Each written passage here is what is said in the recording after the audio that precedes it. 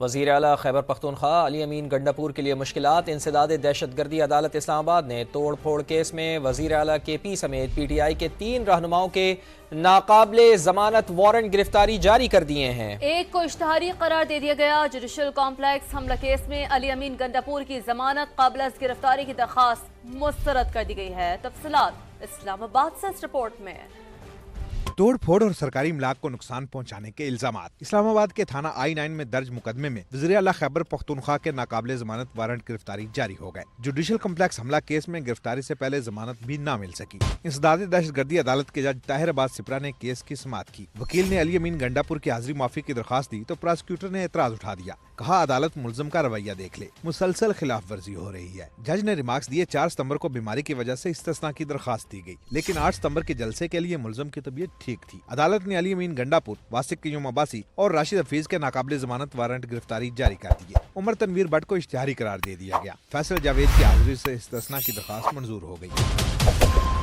इसी अदालत ने जुडिशल कम्प्लेक्स हमला केस में अली अमीन गंडापुर की जमानत कबल गिरफ्तारी की दरखास्त पर भी समाअत की। वकील ने बताया कि मोटरवे बंद होने की वजह से उनके मुवक्किल पेश नहीं हो सकते। जज ताहिर अब्बास सिपरा ने रिमार्क्स दिए, दरखास्त में तो सरकारी मसरूफियात को जवाज बनाया गया है। मुहर्रम में भी इसी बिना पर इस्तिस्ना लिया गया था। अदालत ने जमानत कबल गिरफ्तारी की दरखास्त मुस्तरद करते हुए खारिज कर दी।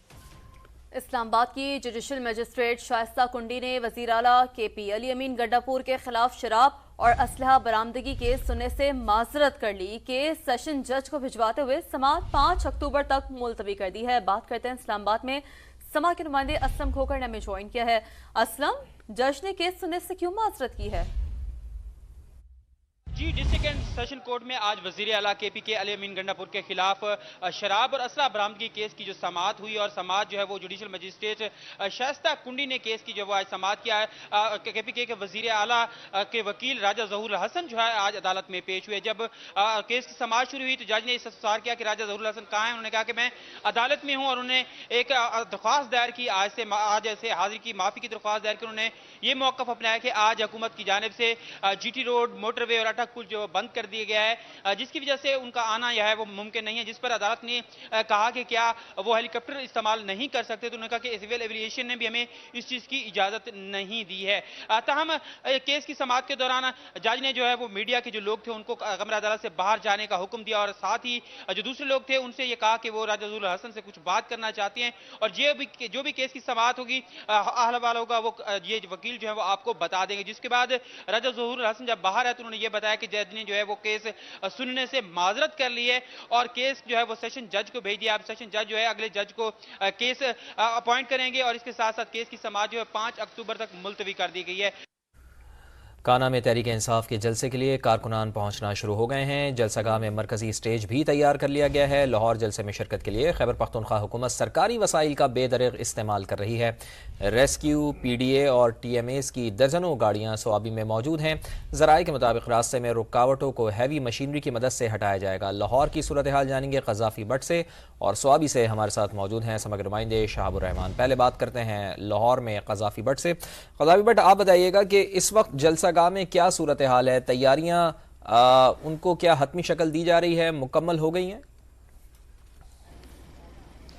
बिल्कुल तैयारियां तकरीबन मुकम्मल की जा चुकी हैं। सुबह सिर्फ जो स्टेज का कंटेनर है उसका मसला था और उस मसले को भी हल कर लिया गया है। जो स्टेज का कंटेनर है वो ला के जो है वो पीछे लगा दिया गया है। कुर्सियां भी यहाँ पे लगा दी गई हैं और कारकुनों की एक अच्छी तादाद जो है वो यहाँ पर टोलियों की सूरत में जो है वो पहुँचना भी शुरू हो चुकी है और इनके अंदर जो है खासा जोशो खरोश भी पाया जा रहा है। पंडाल के अंदर जो है वो तहरीक इंसाफ के जो रवायती तराने हैं वो भी लगाए जा रहे हैं और जो कारकुन यहाँ पर पहुँचे हैं वो PTI कायदीन के हक़ में वक्तन फ़वक्तन जो है वो नारेबाजी करके माहौल गरमाने की कोशिश करते हैं। जबकि बड़ी तादाद में पुलिस जो है वो भी यहाँ पर मौजूद है। ख़वातीन के लिए अलग पंडाल बनाया गया है। अगर आसिफ दिखा सकेंगे, ये पीछे जो पंडाल बनाया गया है उसके कंटेनर लगाया गया है। कारकुन जो हैं वो यहाँ पे PTI के झंडों के साथ यहाँ पर आ रहे हैं और 2 से 6 बजे का टाइम इंतज़ामिया की जानिब से जो है वो दिया गया है जलसे का। 2 बजे जो है ये जलसा PTI कायदीन ने शुरू करना है। शेख इम्तियाज जो लाहौर के सदर भी हैं, उन्होंने यहाँ पे जलसागाह का इंतजामात का दौरा करके जो है वो चीजें चेक वगैरह। ठीक है, आपसे वक्तन फक्तन डिटेल्स हासिल करते रहेंगे। साथ ही मौजूद रहेगा शहाबुर रहमान से बात कर लेते हैं। शहाबुर रहमान, 11 बजे का वक्त दिया गया था काफिलों की रवानगी के लिए, अब क्या सूरत हाल देखने को मिल रही है वहां से?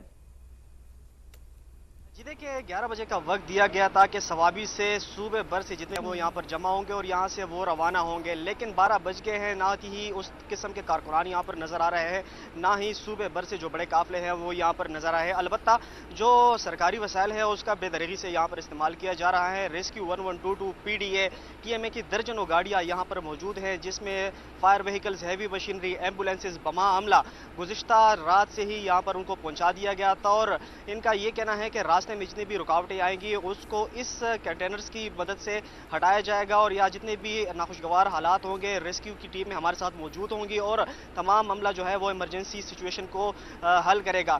साथ ही अगर हम सूबे की दीगर अजला की बात करें तो दीगर अजला में जितनी भी इमरजेंसी सिचुएशन है वो इस वजह से जो है मुतासर हो सकते हैं। गुज़िश्ता 2 मरतबा इसी तरह सरकारी वसाइल का बेदरगी से इस्तेमाल किया गया था, बड़ी तादाद में यहाँ पर गाड़ियों को लाया गया था। वज़ीर आला खैबर पख्तूनख्वा पेशावर से इस वक्त रवाना हुए हैं और अब से कुछ देर बाद वो सवाबी पहुंचेंगे और यहाँ से वज़ीर आला KP पेशावर से रवाना हो गए हैं, अब से कुछ ही देर में सवाबी पहुंचेंगे। बहुत शुक्रिया शहाबुर रहमान, डिटेल्स हम तक पहुंचा रहे थे और साथ हासिल था क़ज़ाफ़ी बट का। आपसे वक्तन फक्तन डिटेल्स हासिल करते रहेंगे। वज़ीर आला KP पेशावर मोटरवे इंटरचेंज पहुंच गए हैं। अली अमीन गंडापुर कंटेनर पर सवार हुए बगैर ही सवाबी के लिए रवाना हो गए। वज़ीर आला खैबर पख्तूनख्वा लाहौर जलसे में शिरकत करेंगे।